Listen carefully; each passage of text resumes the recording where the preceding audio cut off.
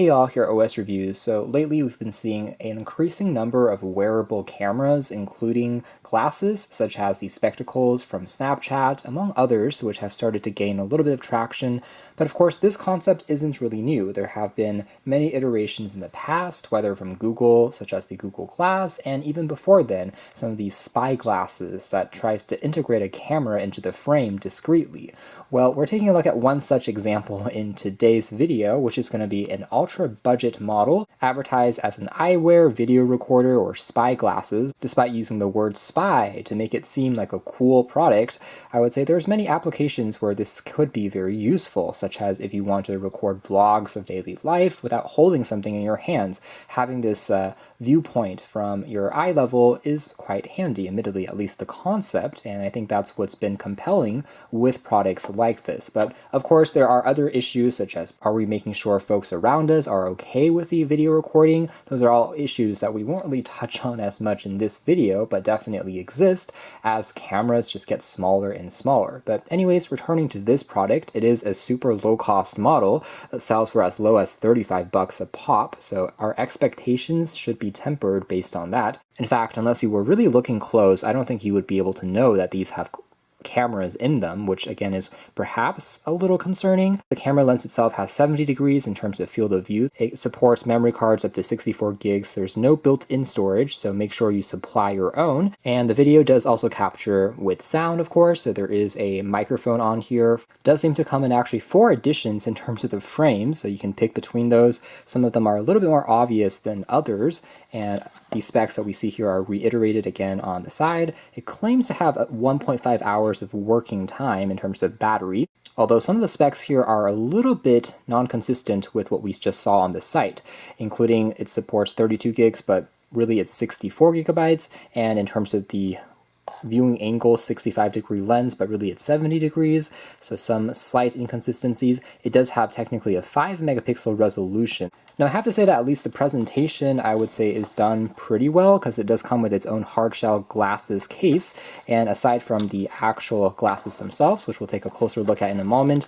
in here you'll also find some extras, including a quick user guide. There is also a pair of tweezers. This is because the micro SD card slot is really inserted into the edge, and to get it out you kind of have to use this because unfortunately that slot is not spring assisted, and it's just an area where they were kind of cutting down on cost. And they also give you a micro SD card reader, really a USB adapter, I would say. It's actually made out of metal here. It's a nice little extra if you don't currently have one, though it's a little strange because again there is no card pre-installed. And also you can basically connect the glasses to your computer using the USB port, and it can read back the files. So this is maybe a little bit redundant, but still is an extra that you get. We also have the aforementioned micro USB cable that's used for charging and syncing data. Again, maybe Type-C would be nice to have in the future, but it is what it is. We also have a nice included microfiber cloth for cleaning the lens. So again, you do get quite a few extras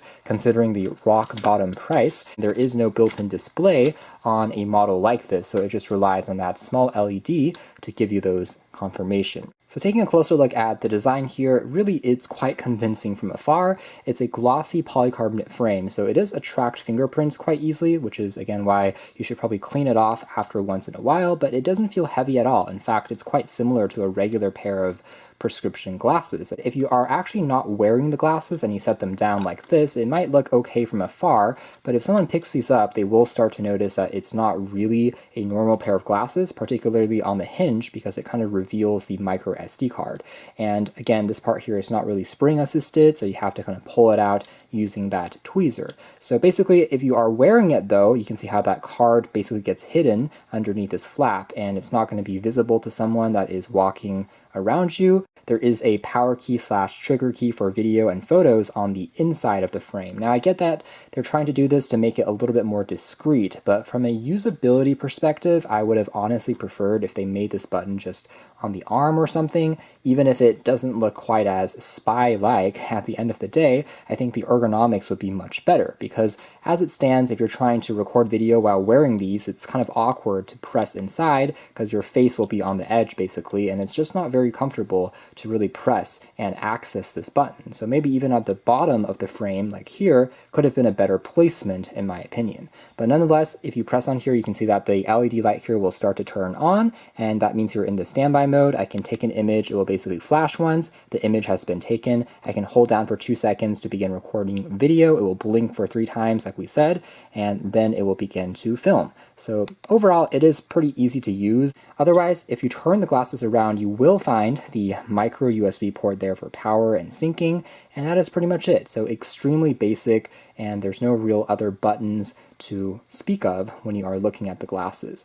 The nose pads here are pretty standard stuff. They're made of this glossy polycarbonate plastic instead of kind of the rubber pads, but overall, because of how light these are, they still felt comfortable. Again, the lens is technically located here on the right side if you are looking at it like this, but when you're wearing it, it's on the left side of your face, and the other edge here is just for decoration purposes. This is symmetrical, but doesn't house any camera or lens. So you can see that that top section is where the camera is, bottom is also just for decoration purposes. It doesn't really have an LED flash, it doesn't really work in the dark, there's no IR, of course, for something so basic, so really you have to really shoot in well-lit environments. Now in terms of battery life, I will say that it's definitely not as strong as the rated 1.5 hours, at least in my testing, unless you're talking about the standby mode and you're using it to snap a few images here and there. But again, this is not really a all-day wearable, being that you really have to charge them in between. You can't really just rely on them working for 12 hours, for instance, and still be functioning. Now, taking a closer look at some of the sample images and video clips, I would say this is where things are not necessarily going to be the most impressive. That is particularly if you're comparing it with higher quality smartphone cameras, but that's not really a fair comparison. I know, considering that this is super budget at the end of the day and the camera lens is so small, but overall the quality is not excellent. I mean, it's probably comparable to really budget basic cameras that you may have on prepaid phones, despite the softness and some overexposure as well as colors just not looking quite as pleasant as what you'd like. With that being said, you can definitely fine-tune these images, apply filters to make them look more lively, of course, but it requires more fine-tuning on your end.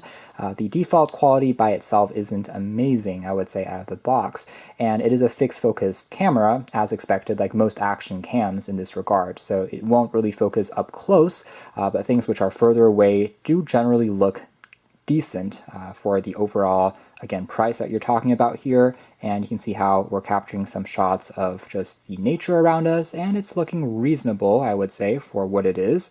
Some additional shots here, again, it doesn't really have HDR or anything fancy like that, but as long as you are in very well-lit environments and you're holding still when you're capturing the shot, you're not jumping around or doing anything crazy, it's working okay. But then again, I suppose that's not really the point. Considering this thing is so discreet, it's more about documenting things and later on allowing you to review them. Indoors though, especially as the light starts fading down, that's where you're going to get a lot more of even more loss of detail, and things start to kind of wash out even more. So it doesn't really perform that well under indoor conditions, kind of as expected, since it's a very small camera sensor. Here's a demo of the video quality that you can expect if you're recording with this thing. So like I said, there is no built-in optical image stabilization, so if you are walking around, the more kind of abrupt jumps and steps, they do make the footage much more unsteady. So keep that in mind. If you're doing a lot of vlogging while walking around, it may not actually be the best fit because of just how